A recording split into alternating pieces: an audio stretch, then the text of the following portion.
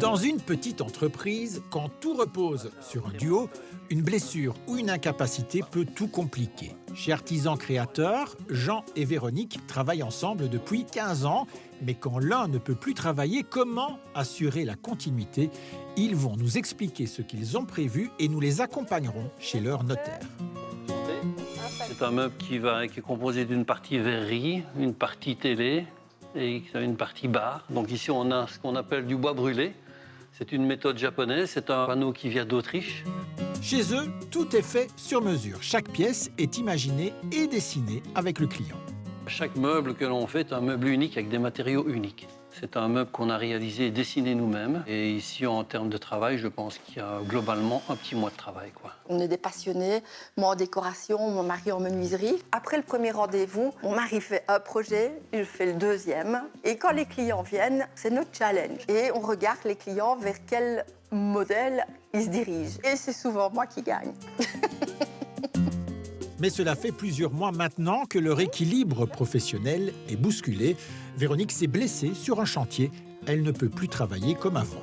À partir du moment où on s'investit à deux dans une société, c'est très difficile d'abandonner son mari, de le voir partir le matin. Moi, je peux encore l'aider par les coups de téléphone, un petit rendez-vous chez les clients, mais ça s'arrête là. Et ça, c'est très dur.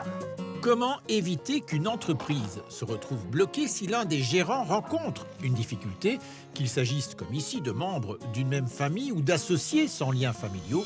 La réponse, nous sommes allés la chercher avec eux chez leur notaire. Il faut toujours anticiper. C'est vrai que les entrepreneurs, les artisans, les commerçants sont évidemment soucieux de la pérennité de leur activité. Nous les invitons en tant que notaires à nous consulter en amont pour voir ce qui peut être fait pour prévenir les situations d'incapacité physique ou mentale. En cas d'incapacité physique, une solution, c'est le pacte d'actionnaires. Peut-être décider entre eux, tiens, s'il y en a un qui est blessé, si on a une femme qui est enceinte, est-ce qu'elle va pouvoir avoir un congé? De quelle manière ça va être payé?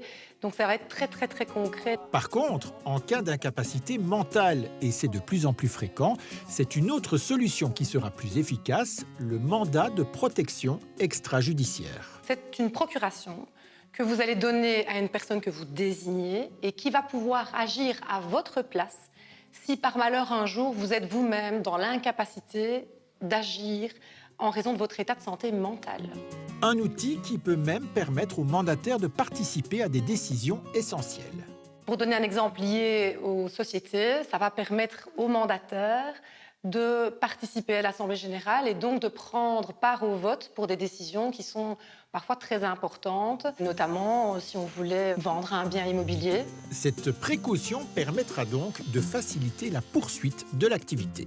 Les risques, c'est un risque de blocage et un risque de stress supplémentaire dans un contexte qui n'est quand même déjà pas évident par définition. Les clients, souvent, ils veulent pouvoir continuer à gérer en famille. Anticiper, c'est protéger son entreprise, mais aussi son partenaire et sa famille. Pour Jean et Véronique, passionnés depuis 15 ans, cela a été un moyen de continuer leur aventure sereinement.